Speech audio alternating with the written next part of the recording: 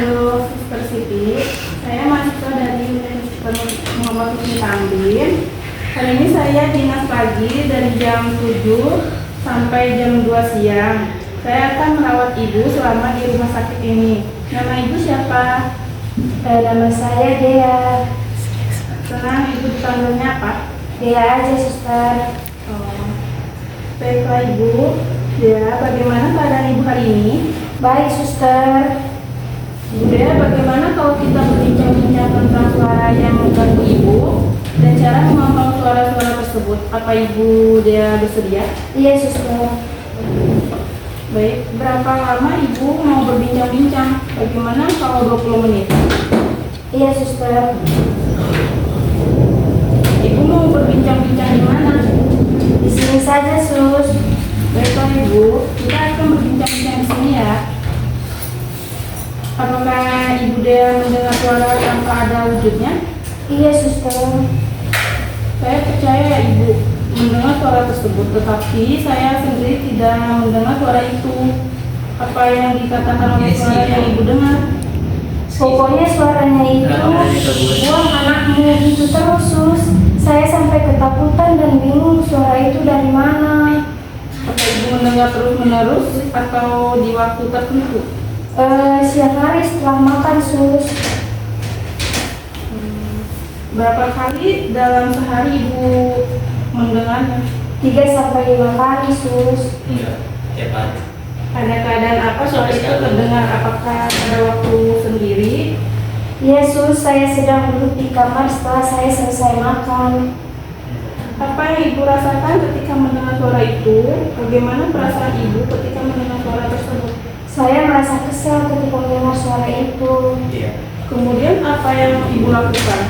Jika saya mendengar suara itu, saya langsung menutup telinga saya dan bantal, dan kadang berteriak dan diam. Apakah dengan cara tersebut suara-suara itu akan hilang? Tidak, suaranya tetap bisa saya dengar. Baiklah ibu, apa yang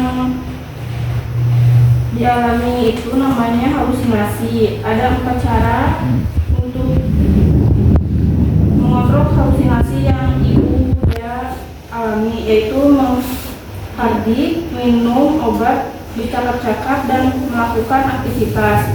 Hari ini bagaimana kalau kita latih cara yang pertama dahulu, yaitu dengan menghardik. Apakah ibu Dea bersedia? Ya, suster, bersedia.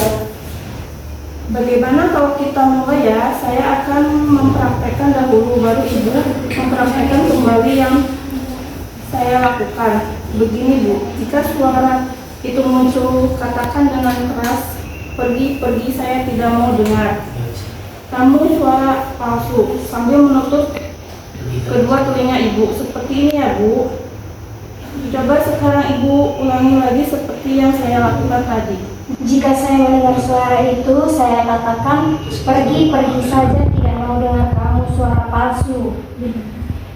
Nah, bagus sekali ibu. Ibu sudah bisa mempraktekannya. Bagaimana perasaan ibu Dea ketika setelah kita bercakap-cakap? Baik, Bu. Baiklah ibu, jika suara itu masih terdengar menyuruh ibu untuk membunuh anak ibu seperti yang telah kita pelajari, bila suara-suara itu muncul, ibu bisa mengatakan, pergi, pergi, saya mat, kamu suara palsu.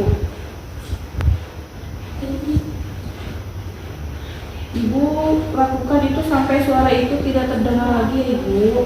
Lakukan itu selama 3 kali sehari, yaitu jam 8 sampai jam 2 dan jam 8 malam, atau di saat ibu mendengar suara tersebut. Dalam mengisi buku kegiatan harian adalah sesuai dengan jadwal kegiatan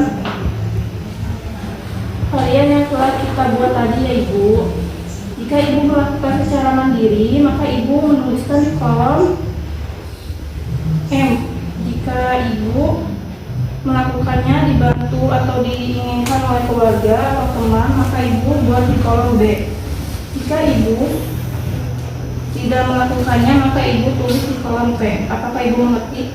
Yesus, saya mengerti. Baik, terima kasih ibunya.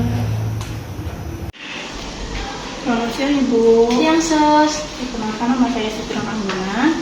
bisa dipanggil Suster Siti. Saya yang akan merawat anak ibu di sini. Bagaimana perasaan ibu hari ini? Iya baik sus. Atau pendapat ibu tentang anak ibu? Saya sudah membaik sus sekarang. Kita akan berdiskusi tentang apa masalah yang anak ibu alami dan bantuan apa yang ibu bisa berikan. Apa yang ibu rasakan menjadi masalah dalam merawat Dek, apa yang ibu lakukan? Gejala yang dialami oleh anak ibu itu dinamakan halusinasi, yaitu mendengar atau melihat sesuatu yang sebetulnya tidak ada bendanya. Tanda-tandanya bicara dan tertawa sendiri, atau marah-marah tanpa sebab. Jadi kalau anak ibu mengatakan mendengar suara-suara, sebenarnya suara itu tidak ada. Kalau anak ibu mengatakan melihat bayangan-bayangan dengan beberapa cara, ada beberapa cara untuk membantu anak ibu agar bisa mengendalikan halusinasi. Cara-cara tersebut antara lain, pertama dihadapkan anak ibu jangan membantah halusinasi atau menyongkongnya. Katakan saja bahwa anak tersebut memang mendengar suara atau melihat bayangan, tetapi ibu sendiri tidak mendengar atau melihatnya. Kedua, jangan biarkan anak ibu melamun dan melamun halusinasi akan muncul lagi. Upayakan ada orang atau bercakap-cakap dengannya. Buat kegiatan keluarga seperti makan bersama, sholat bersama-sama. Tentang kegiatan, saya telah melatih anak ibu untuk membuat jadwal kegiatan sehari-hari. Tentang pantau pelaksanaannya, berikan pujian jika dia lakukan. Ketika bantu anak ibu minum obat secara rutin, jangan menghentikan obat tanpa konsultasi dokter. Terkait dengan obat ini, saya juga sudah melayani anak ibu untuk minum obat secara teratur. Jadi, ibu dapat mengingatkan kembali. Terakhir, bila ada tanda-tanda halusinasi, dengan cara mengunggung anak ibu, kemudian suruhlah anak ibu menghardik suara tersebut. Anak ibu sudah saya ajarkan cara menghardik halusinasi. Sekarang mari kita latihan memutus halusinasi anak ibu. Sambil menepuk punggung anak ibu, katakan, Dek, sedang apa kamu? Kamu ingatkan yang diajarkan perawat bila suara-suara itu datang. Usir suara-suara itu. Dek, tutup telinga kamu dan katakan pada suara itu, saya tidak mau dengar.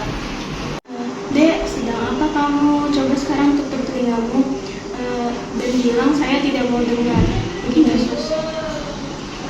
Bagaimana perasaan ibu setelah kita berdiskusi dan latihan memutuskan halusinasi anak ibu?